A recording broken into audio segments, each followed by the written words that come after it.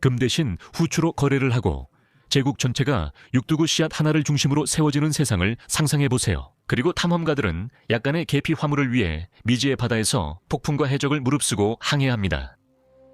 이 세계는 몇 세기 전까지만 해도 우리의 세계였습니다. 오세피스 제도는 오랫동안 아라키스처럼 신화적인 존재였습니다. 프랭크 허버트가 듄을 쓸 때 이 섬들이 은하계 지정학 구상에 영감을 주었습니다. 이 섬들과 접촉하기 위한 노력들은 인류 역사의 주요 동력 중 하나였습니다. 더 많은 증거가 필요하다면 우리의 뱃속 신경세포가 때때로 우리를 지배한다는 사실이 다시 증명된 셈입니다. 이 작은 씨앗들, 껍질, 그리고 뿌리들은 상업의 역사를 만들어왔고 상상할 수 없을 정도로 대규모 원정에 자금을 댔으며 전쟁을 촉발하고 세계 지정학을 형성해왔습니다.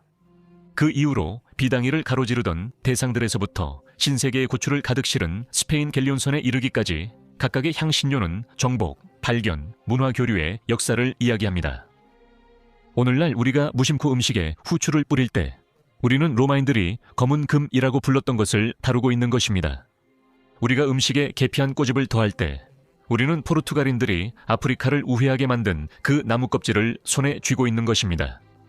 하지만 향신료의 역사는 미각혁명의 역사이기도 합니다. 왜냐하면 동양이 우리에게 후추, 계피, 육두구, 정향을 주었다면 아메리카는 우리가 생각하는 것, 심지어 매운맛에 대한 개념까지도 완전히 바꿔놓았기 때문입니다. 1492년 크리스토프 콜럼브가 발견한 고추는 우리의 입맛을 완전히 사로잡아 향신료라는 단어의 의미마저 바꿔놓았습니다. 요즘 우리가 매운 음식을 말할 때는 동양의 달콤한 향신료가 아니라 땀을 흘리고 때론 기쁨의 눈물까지 나게 하는 차가운 불꽃을 떠올립니다. 요컨대 여러분도 아시겠지만 오늘 우리는 함께 향신료의 길을 따라가며 이 작은 식물 보물들이 어떻게 고향을 떠나 전 세계를 정복하게 되었는지 알아볼 것입니다. 그 과정에서 경제 지리, 요리 습관, 심지어 인류의 어휘까지 변화시켰습니다. 말라카의 무역소에서 이스탄불 시장, 그리고 베이징의 주방까지 세계의 맛을 문자 그대로 바꿔놓은 이 맛의 정복자들의 흔적을 따라가 봅시다. 정확히 무엇에 대해 이야기하고 있을까요? 향신료에 대해 말할 때 한마디로 요약하자면 향신료는 영향을 주지는 않지만 모든 음식을 더 맛있게 만들어주는 식재료라고 할 수 있습니다. 오늘날 우리가 사용하는 방식과는 달리 진정한 역사적 향신료들은 혀를 맵게 하지 않습니다. 그들은 향을 더하고 따뜻하게 하며 보존하고 치유합니다. 그리고 무엇보다도 각 향신료는 고향에서 우리의 식탁까지 이르는 놀라운 여행의 이야기를 들려줍니다. 먼저 고대부터 가장 널리 판매된 향신료인 후추를 살펴봅시다. 후추가 검은색이든 흰색이든 초록색이든 노란색이든 빨간색이든 회색이든 모두 하나의 식물종 파이퍼 니그룸, 파이퍼 닉룸의 열매입니다. 피망과 마찬가지로 후추의 색깔 차이는 수확되는 익음의 단계에서 비롯됩니다. 또한 롱페퍼나 자바, 페퍼처럼 후추의 사촌들도 있는데 이들도 파이퍼 파이퍼르고에 속하지만 다른 종에서 나옵니다. 다른 것들도 이름을 차용하려고 했는데 예를 들어 스촨 페퍼, 자메이카 페퍼, 셀린 페퍼, 기니 페퍼 등이 있습니다. 이들도 역시 다른 식물 계통에서 왔고 맛도 완전히 다르지만 이름은 똑같습니다. 페페오라는 이름이 붙으면 잘 팔리기 때문입니다. 진짜 페퍼는 인도 케랄라의 아열대 산악지대가 원산지인 덩굴 식물에서 나옵니다. 그 존재는 이미 기원전 1000년 전에 산스크리트어 문헌에 언급되어 있었습니다. 하지만 그 식물은 그곳에서 훨씬 오래 재배되고 소비되었습니다. 그 증거로 알려진 가장 오래된 고고학적 식물학적 후추의 흔적은 람세스 2세의 밀에서 발견되었습니다. 그는 기원전 1224년에 방부 처리되었습니다. 람세스 2세미라의 콧구멍과 복부에 후추가 있었다. 이집트인들은 후추의 보존 효과를 알고 있었고 이 향신료는 오래전부터 교역로를 통해 유통됐습니다. 그 당시에는 어떤 후추나무도 아직 원산지를 벗어나 여행한 적이 없었습니다. 이것이 바로 이 식물들의 특징 중 하나입니다. 이 식물들이 그렇게 귀한 이유는 대개 매우 제한된 지역에만 자생하기 때문입니다. 많은 다른 식용식물들과 달리 이 식물들은 대륙을 옮기는데 오랜 시간이 걸렸습니다. 기원전 5세기와는 달리 고대 그리스에서는 후추가 약으로 사용되었습니다. 특히 항균 효과 덕분에 부인과 질환 치료에 쓰였습니다. 그 당시에는 주로 그리스의 숙적인 페르시아인을 통해 후추가 전해졌습니다. 역시 중요한 문제 앞에서는 항상 타협점을 찾게 되는 법이죠. 그리고 고대 내내 후추는 값비싼 열정의 대상이었습니다. 예를 들어 플리니우스는 서기 77년에 이렇게 비싼 값을 치르는 것에 분개했습니다. 제가 인용하자면 먹을 수 없고 쓴맛 때문에만 사람들이 좋아한다 라고 했습니다. 서기 2세기에 로마인들은 후추에 열광했고 점령한 이집트를 통해 인도 해안에서 직접 수입했습니다. 그곳으로 무역을 하러 가는 배들은 한 척당 최대 560톤의 후추를 실을 수 있었습니다. 여름철에는 계절풍이 남동쪽으로 불어 이집트에서 인도까지 약 70일 만에 배들이 도착할 수 있게 해줍니다. 겨울에는 계절풍이 반대로 북서쪽으로 불어 배들이 홍해의 항구를 거쳐 천천히 집으로 돌아갈 수 있게 해줍니다. 후추는 그 다음에 낙타 대상단에 실려 나일강을 거쳐 알렉산드리아로 향합니다. 그리고 그곳에서 지중해로 퍼져나갑니다. 수확부터 식탁에 오르기까지 인도에서는 보통 2년이 걸렸습니다. 그때부터 후추는 서양인들에게 사랑받는 향신료로 불리며 요리에 사용되었고 치료용으로만 쓰이지 않게 됐습니다. 이 무역이 발전하면서 후추는 로마 제국 시절에 비교적 흔해졌고 소금 대신 또는 소금과 함께 보존과 양념에 사용되었습니다. 그리고 3세기와 4세기 동안 제국이 쇠퇴하면서 수입이 급감하고 가격이 치솟았습니다. 후추는 다시 사치품이 되었지만 후추가 가장 잘 알려지고 많이 소비되는 향신료로 남아있었고 그 당시 유통량이 훨씬 적었던 다른 향신료들도 매우 귀하게 여겨졌습니다. 계피도 마찬가지로 후추처럼 이집트의 방부 처리자들이 사용했으며 실제 또는 추정되는 약효 때문에 동방에서 일찍부터 수입되었습니다. 오늘날 다양한 식물에서 유래한 여러 향신료가 계피로 불리지만 가장 유명하고 널리 쓰이는 것은 중국산 시나몬 카시아 나무에서 나옵니다. 중국, 인도, 그리고 고대와 중세의 아랍 세계에서 매우 잘 알려져 있고 사랑받았습니다. 고대 유럽 왕실을 사로잡았던 계피의 품종은 당시 실론 섬에서만 독점적으로 자라던 것이었습니다. 그리고 시나몬 베rum나무의 얇은 내부 껍질에서 얻어집니다. 네, 계피를 먹는 것은 나무 껍질을 먹는 것이며 인간이 드물게 섭취하는 나무 껍질 중 하나입니다. 또 다른 대표적인 향신료는 육두구와 그 소중한 동반자인 마키입니다. 이 두 가지 보물은 모두 미스티카 프레그란트라는 같은 나무에서 나오며 이 나무는 몰루카 제도에 위치한 아주 작은 반다 섬에서만 자랐습니다. 육두구는 씨앗 자체이고 마키는 육두구 꽃이라고 불리며 씨앗을 감싸고 있는 아름다운 붉은 껍질입니다. 이것들이 너무나 희귀해서 중세 런던에서는 육두구 몇 알만으로도 집 한 채를 살 수 있었습니다. 이분은 몇몇 작은 섬에만 집중되어 식민지 역사상 가장 덜 알려진 집단학살의 원인이 되었습니다. 1621년 이 귀중한 향신료에 대한 절대적인 통제권을 확보하기 위해 네덜란드인들은 반다 제도의 모든 주민을 학살했습니다. 정향은 시지지움 아로마티쿰이라는 식물이 생산하는 작은 꽃봉고리를 말려서 만든 것입니다. 이름에서 알 수 있듯이 정향도 몰루카 제도의 유명한 향신료 섬인 테르나테와 티도레에서만 자랐습니다. 정향 사용에 대한 가장 오래된 기록은 기원전 2세기한 왕조 시대로 거슬러 올라가며 그 당시 귀족들이 입냄새를 좋게 하기 위해 정향을 씹었다고 합니다. 유럽에서는 콘스탄티노플을 세운 로마 황제 콘스탄티누스가 4세기에 당시 교황들에게 정향을 선물했다는 사실이 알려져 있습니다. 그래서 정향은 고급 사치품이었습니다. 더 남쪽에 있는 케랄라 산악지대에서는 후추뿐만 아니라 카다멈도 재배되었습니다. 엘라타리아 카다mom의 이 작은 캡슐들은 강렬한 향에 검은 씨앗으로 가득 차 있었고 한때 로마 요리에서 가장 많이 사용된 향신료였습니다. 그러다 시간이 지나면서 조금씩 잊혀졌습니다. 중세 유럽에서 말이죠. 하지만 착각하지 마세요. 고대든 중세든 미각의 즐거움이 매력의 중심은 아니었습니다. 향신료는 무엇보다도 그들의 약용 특성 때문에 찾게 되는 것이었습니다. 그리고 약이 등장하기 전 최초의 치료법은 식사였기 때문에 향신료가 들어간 요리는 일종의 부유한 사람들의 약이 되었습니다. 12세기 에알피니아 갈랑가의 이 뿌리줄기는 생강과 비슷한데 중세의학의 거장이었던 힐데가르트 폰 빙엔에 의해 높이 평가되었습니다. 만병통치약으로 여겨져 그녀가 상담한 모든 위대한 영주들에게 모든 질병에 처방되었습니다. 오늘날에도 마찬가지입니다. 생강의 친척인 강황의 뿌리 줄기 역시 커큐민을 제공해 주었고, 제약업계에서는 이를 이용해 예를 들어 암에 대한 새로운 치료제를 개발하기 위해 계속 연구하고 있습니다.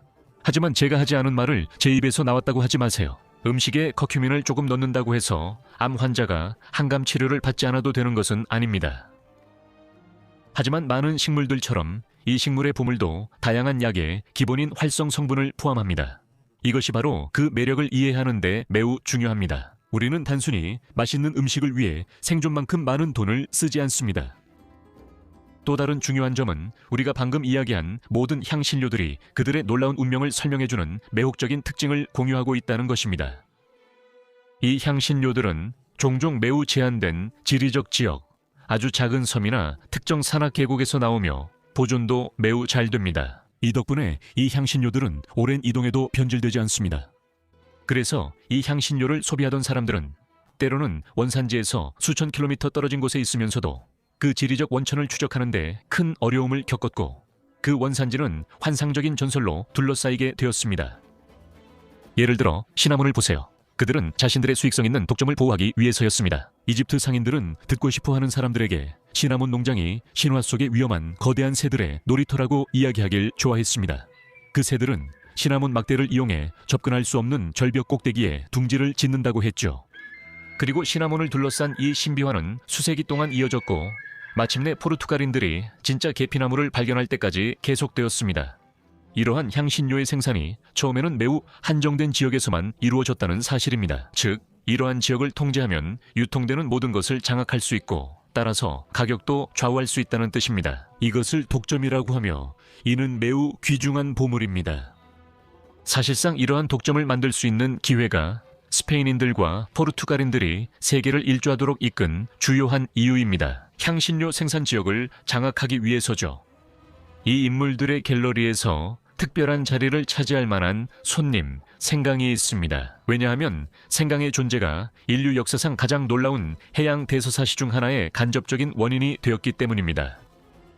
이 울퉁불퉁한 뿌리줄기는 동남아시아가 원산지이며 인류가 알고 있는 가장 위대한 항해자들의 여행 동반자였습니다. 오스트로네시아인들은 유럽인들이 아프리카를 돌아 아메리카로 향하는 대양 항해를 꿈꾸기 훨씬 이전에 이미 오늘날까지도 상상하기 힘든 해양 팽창을 이루어냈던 바다 민족이었습니다. 기원전 3000년경 타이완을 출발한 오스트로네시아인들은 아울리거 카누를 이용해 태평양 전역의 섬에서 섬으로 퍼져나갔습니다. 그들은 타로, 얌, 바나나, 코코넛, 그리고 물론 생강과 같은 식량 작물도 함께 가져갔습니다. 이 작물들은 필리핀, 인도네시아, 그리고 말레이시아와 폴리네시아에 전해졌습니다. 그리고 그들은 기원 후 5세기경 마다가스카르 섬까지 건너가 그곳에 정착하며 작물을 심었습니다. 훨씬 더 동쪽, 태평양 건너편에서 이 해양 민족들은 유럽인들이 도착하기 훨씬 전에 이미 아메리카 해안에 도달했을 가능성이 매우 높습니다. 이는 원래 아메리카 대륙에만 있던 고구마가 오래전부터 폴리네시아 제도에 존재했다는 사실이 이를 증명합니다. 하지만 다시 생강 이야기로 돌아가 보겠습니다. 중세시대의 유럽인들은 마침내 이 뿌리줄기를 발견하게 되는데, 이는 설탕에 절인 형태로 인도산 다른 향신료들과 함께 도착했습니다. 유럽인들은 이 뿌리가 이미 배 화물칸에서 세계 절반을 여행했다는 사실을 몰랐습니다. 그들만큼, 아니 더 대담한 다른 항해자들도 존재했습니다. 유럽인들이 왜 오스트로네시아인들과 함께 해양 민족의 반열에 오르게 되었는지 제대로 이해하기 위해 이제 저는 여러분을 중세 말기 1453년으로 안내하겠습니다. 그 해 오스만 제국의 7번째 술탄 메흐메드 2세의 대포가 콘스탄티노플의 성벽을 무너뜨리면서 하나의 세계가 무너지기 시작합니다. 오스만 제국은 비잔틴 제국뿐 아니라 유럽 전체에도 간접적으로 압박을 가했기 때문입니다. 그 당시 콘스탄티노플은 동방으로 가는 관문이자 전 세계의 모든 향신료가 지나가는 요충지였습니다. 그리고 하루아침에 아시아의 보물을 되팔아 불을 쌓던 베네치아와 제노바의 상인들은 갑자기 막다른 길에 부딪히게 됩니다. 상인들은 무역이 금지되지 않아도 매우 비싼 관세를 내야 했습니다. 이제 더 이상 귀한 향신료의 원천에 접근할 수 없게 된 유럽에서는 한 가지 대담한 야망이 생겨납니다. 동방이 우리에게 문을 닫는다면 우리는 다른 방법으로 그 보물들을 찾아 나설 것이다. 그리고 지중해 무역로에서 벗어나 대륙 끝에 위치한 작은 왕국 포르투갈이 이 지리적 혁명에 가장 먼저 뛰어들게 됩니다. 포르투갈인들은 선견 지명이 있었습니다. 콘스탄티노플이 함락되기 30년 전 에니크 항해 왕자는 자신의 나라를 해양 탐험의 실험실로 바꾸기 시작했습니다. 그의 집착은 아프리카를 우회하여 인도의 향신료로 직접 가는 항로를 찾는 것이었습니다. 당시로서는 터무니없는 생각처럼 보였습니다. 아무도 아프리카 대륙이 남쪽 바다에서 끝나는지 그 미지의 땅에 무엇이 있는지 제대로 알지 못했기 때문입니다. 수십 년간 포르투갈 캐러벨선들은 아프리카 해안을 차례로 탐험했습니다. 곡과 만을 하나씩 지나며 나아갔습니다. 그들은 점점 더 남쪽으로 모험을 떠났고 각 탐험은 알려진 세계의 경계를 조금씩 더 멀리 밀어냈습니다. 1488년 바르톨로무 디아스가 마침내 희망봉을 돌아 인도양에 접근할 수 있음을 증명했습니다. 하지만 1498년 이 되어서야 바스쿠 다 가마가 리스본에서 말라바르 해안에 칼리커까지 직접 연결하는 위협을 달성합니다. 바로 근처에 후추나무가 자랍니다. 바스쿠 다 가마의 세 척의 배가 10개월간의 항해 끝에 인도에 도착했을 때 그들에게는 엄청난 문화적 충격이었습니다. 칼리컷의 자모리는 금과 비단을 가득 실은 부유한 아랍 상인들과 거래하는 데 익숙했기 때문에 초라한 선물들을 보고 웃음을 터뜨렸습니다. 포르투갈인들이 가져온 건 모자, 구리 대야, 산호 목걸이뿐이라 군주는 메카의 가난한 상인조차 더 좋은 선물을 준다며 비웃었습니다. 바스코 다 가마의 원정대는 첫 항해에서 큰 성과는 없었지만 그는 여전히 영광을 얻고 귀국 후 인도 제독이 되었습니다. 이 새로운 해상로가 열리면서 후추 전쟁이 시작될 수 있게 되었습니다.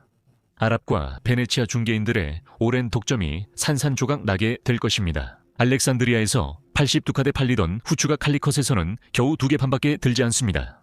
그래서 1504년 바스코 다가마의 첫 항해가 있은 지 불과 6년 만에 베네치아 갤리선들은 이미 이집트 항구에서 더 이상 살 후추를 거의 찾지 못하게 됩니다.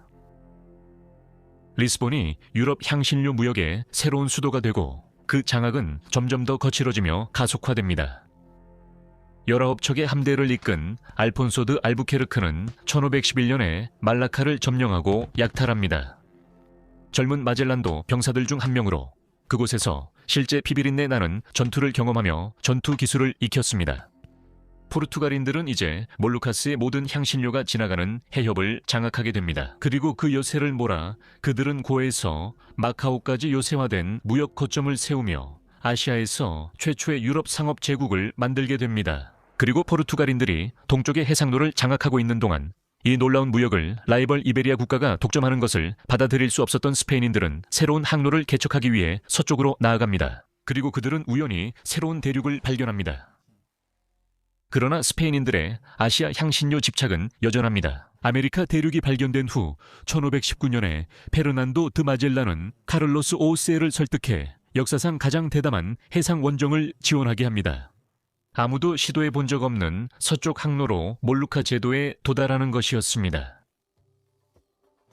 5척의 배와 237명의 선원 이세비야를 떠나 오직 태평양의 외딴 섬들, 즉 육두구와 정양이 수확되는 그곳만을 목표로 항해를 시작합니다. 하지만 마젤란의 대장정은 악몽으로 변하게 됩니다. 출발하자마자 긴장이 감돕니다. 5척의 배와 5명의 선장, 다양한 언어를 쓰는 각기 다른 선원들로 구성된 선단이었습니다. 스페인 선장들은 마젤란이 포르투갈 출신으로 자국 왕관을 배신했기 때문에 그의 지위를 못 견딥니다. 파타고니아 앞바다에서 반란이 발생해 3명의 선장이 처형되거나 칼에 찔려 숨지고 나머지는 항복합니다. 원정대는 항해를 이어가지만 문제는 이제 시작입니다.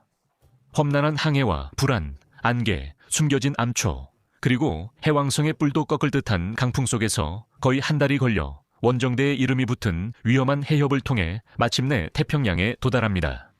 이 시련 동안 선박 중 한 척이 몰래 탈영하여 스페인으로 되돌아갑니다. 나머지 배들은 해협을 통과한 뒤 지구에서 가장 넓은 바다인 태평양으로 들어섭니다.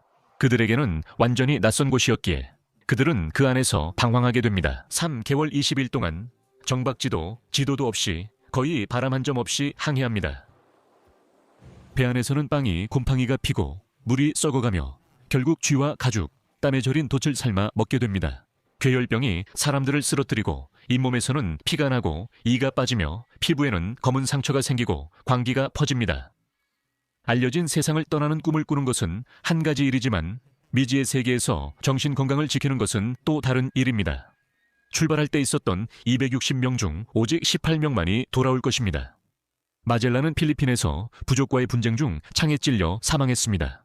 그는 열정만으로 이길 수 있다고 믿었지만 결국 목숨을 잃었습니다. 세비야를 떠난 5척 중 한 척만 돌아왔습니다. 빅토리아호는 마침내 1521년 11월 몰루카 제도에 도착했고 그곳에서 26톤의 정향과 육두구를 싣고 스페인으로 돌아왔습니다. 이 향신료들을 판매한 수익으로 출항 당시에 대부분의 비용을 갚을 수 있었지만 살아남은 선원들에게 지급해야 할 밀린 급여를 충당하기에는 턱없이 부족했습니다. 그리고 무엇보다도 수많은 미망인들에게도 마찬가지였습니다. 총 1124일에 걸친 이 세계 일주의 재정적 결과는 참담했습니다. 하지만 상관없었습니다. 향신료는 금값에 팔렸고 한 번의 성공으로 이전 모든 원정 비용을 갚을 수 있다고 생각했습니다. 이러한 대규모 원정은 단순한 해양 탐험이 아니라 세계 경제 지리를 근본적으로 혁신하게 될 것임을 반드시 이해해야 합니다. 불과 수십 년 만에 상업의 중심축이 지중해에서 대서양으로 이동하게 됩니다. 수세기 동안 향신료 무역을 지배하던 베네치아는 그 힘이 무너지는 것을 목격합니다. 네덜란드인들이 무역에 뛰어들면서 앤트워프와 이어서 암스테르담이 세계 무역의 새로운 중심지가 됩니다. 더 깊이 들어가면 이러한 항해들은 무역의 본질 자체를 변화시킵니다. 여러 중간 상인들이 거치면서 매 단계마다 가격이 오르던 향신료들, 이제 유럽인들은 아시아 생산자들과 직접 거래를 합니다. 리스본에서의 후추 가격은 유럽의 베네치아 가격에 비해 80%나 하락합니다. 지금까지는 가장 부유한 사람들만 누릴 수 있었던 향신료가 서서히 대중화되기 시작하지만 이 혁명에는 무서운 대가도 따릅니다. 바로 향신료 생산 민족들의 노예화입니다. 포르투갈인은 고에서, 네덜란드인은 몰루카스에서, 스페인인은 필리핀에서 강압적인 독점 체제를 무력으로 강요합니다. 유럽 식탁을 향긋하게 하던 향신료는 이제 식민지배의 씁쓸한 맛을 함께 지니게 됩니다.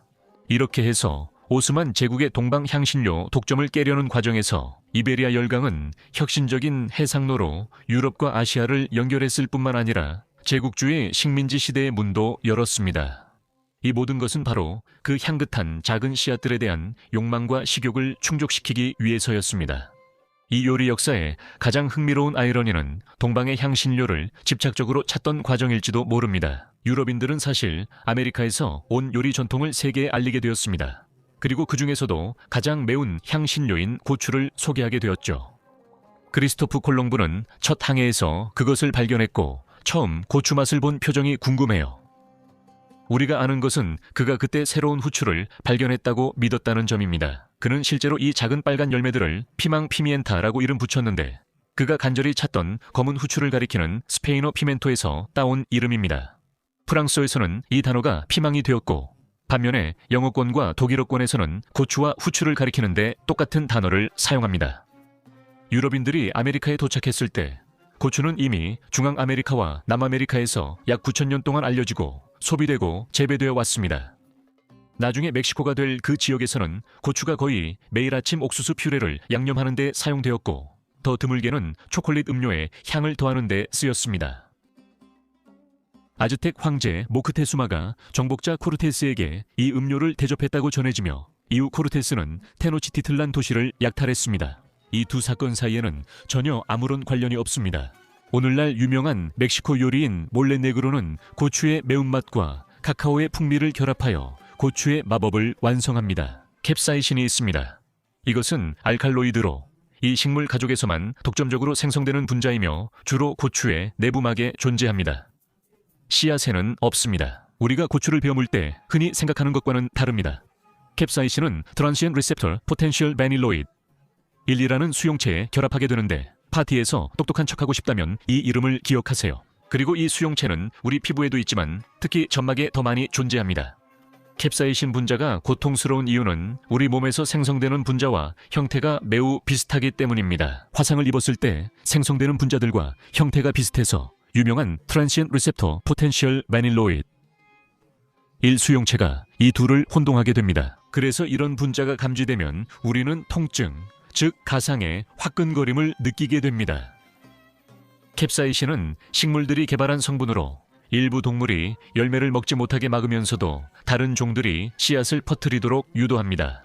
야생 고추에게 가장 큰 문제는 그것을 먹는 포유류의 어금니가 씨앗을 으깨서 종의 확산을 크게 줄인다는 점입니다. 하지만 이 뜨거운 생화학적 발견 덕분에 고추는 포유류를 멀리하게 하면서도 새들에게는 여전히 맛있게 남아 있습니다. 새들은 어금니와 트란시엔 리셉터 포텐셜 바닐로이드 일수용체가 없기 때문입니다. 그래서 새들은 아무런 화끈거림도 느끼지 않고 많은 고추를 삼킬 수 있으며 이후 그 씨앗을 퍼뜨리게 됩니다. 그리고 재미있는 점은 이 가짜 화끈거림에 대한 매력이 포유류를 마조이스트로 만들었다는 것입니다. 우리 인간이야말로 지난 수세기 동안 전 세계에 고추를 가장 많이 퍼뜨린 종입니다. 논리적으로 생각해보면 많은 사람들이 고추를 맛있게 느끼는 이유가 궁금합니다. 사실 꽤 아픈데도 말이죠. 일부 심리학자들에 따르면 우리가 이런 맛의 폭탄을 먹으면서 느끼는 즐거움은 롤러코스터를 탈 때 느끼는 쾌감과 비슷하다고 합니다. 즉, 정신이 육체를 지배하는 데서 오는 기쁨이라는 것이죠. 입안 전체가 이건 나쁜 생각이라고 소리치고 있을 때 당신의 정신은 아무런 위험이 없다는 걸 알고 있습니다. 그래서 당신은 뇌가 임박한 죽음의 고통을 덜어주기 위해 보내는 엔도르핀의 분출을 온전히 즐길 수 있습니다. 고통에서 안도감으로 넘어가는 경계는 때때로 고통의 측면에서 매우 얇을 수 있습니다. 아즈텍인들은 고문하거나 제물로 바치고자 하는 사람들의 눈이나 다른 점막에 때때로 고추를 문지르곤 했습니다. 그리고 오늘날 경찰이 사용하는 페퍼 스프레이에는 고추에서 추출한 농축된 캡사이신이 들어있습니다. 즉, 카이엔 고추에서 추출된 성분이죠. 하지만 반대로 캡사이신 분자와 그 유도체는 신진대사와 엔도르핀 분비를 촉진하기 위해 의학에서도 사용됩니다. 또 관절과 근육 통증을 완화하는 크림에도 사용됩니다. 모든 고추는 여러 야생종에서 유래했으며 이들이 한번 길들여지자 정말 놀라울 정도로 다양한 품종이 생겨났습니다. 오늘날 약 30종의 고추가 알려져 있으며 그 안에는 약 5만 가지의 다양한 품종이 있습니다. 인간이 처음 선택한 종은 캡시쿰 아눔, 찹시춤 아눔 시누이며 이 종에서 세계적으로 유명한 고추들이 나왔습니다. 매운 할라피뇨, 포블라노, 우리가 라따뚜이에 사용하는 달콤한 파프리카, 그리고 유명한 카이엔 페퍼, 심지어 우리 에스플레트 고추까지 모두 이 종에서 나왔습니다. 요컨대 고추의 품종이 너무 많아서 모두 다 열거하는 것은 불가능할 뿐만 아니라 지루하기까지 할 것입니다. 고추의 형태는 매우 다양할 수 있다는 점을 기억해야 합니다. 세계적으로 성공한 고추도 있는데 예를 들어 타바스코 소스에 쓰이는 작은 빨간 고추가 있습니다. 다른 고추들은 거의 전적으로 특정 지역에만 머무르고 있는데 예를 들어 캡시쿰 바카툼과 캡시쿰 푸베스켄의 후손들은 안데스 고원에서 주로 재배되고 있습니다. 이곳에서는 황금빛 고추인 아히, 아마리오와 두껍고 즙이 많은 과육을 가진 로코토가 현지 요리를 불태우고 있습니다. 고추가 아주 특별한 점은 동양의 향신료들이 유럽을 정복하는 데 수세기가 걸렸고 원산지에서 벗어나는데도 오랜 시간이 걸린 반면 고추는 불과 한 세기 만에 거의 전 세계를 정복했다는 것입니다. 이러한 폭발적인 확산은 포르투갈인과 스페인인들이 전 세계에 구축한 무역 네트워크 덕분입니다. 16세기 초 콜럼부와 코르테스가 고추를 이베리아 반도로 가져오자마자 빠르게 재배되었고 이후 17세기에는 천천히 프랑스로 전해졌습니다. 고추는 그곳에서 이탈리아로 전해져 베네치아 상인이 오스만 제국에 소개했습니다. 그랜드 투르크와 신하들은 곧 고추를 좋아하게 됩니다. 이후 고추는 발칸반도에서 마그레브까지 오스만 제국의 모든 영토로 퍼져나가 헝가리의 파프리카와 북아프리카의 하리사를 탄생시켰습니다. 하지만 진정한 고추의 세계 정복을 이끈 것은 브라질 무역 거점에서 활동한 포르투갈인들이었습니다. 그들은 고추를 마데이르에 들여와 적응시킨 뒤 기니만과 모잠비크에도 전파했습니다. 모두 포르투갈인들 덕분이죠. 1505년 즉 콜럼부스의 첫 번째 원정이 있은 지 겨우 13년 만에 고추는 이미 인도의 고아와 칼리컷에 전해졌습니다. 이렇게 놀라울 정도로 빠르게 고추가 받아들여진 이유는 이 1년생 식물이 재배하기 쉽고 배로 운송에도 잘 견디며 가격도 매우 저렴했기 때문입니다. 흑후추와 비교하면 더욱 그렇죠. 1560년에는 고추가 인도 아대륙 전역에 널리 퍼져 있었기 때문에 유럽에서는 이를 칼리컷 후추 또는 인도 후추라고 불렀습니다.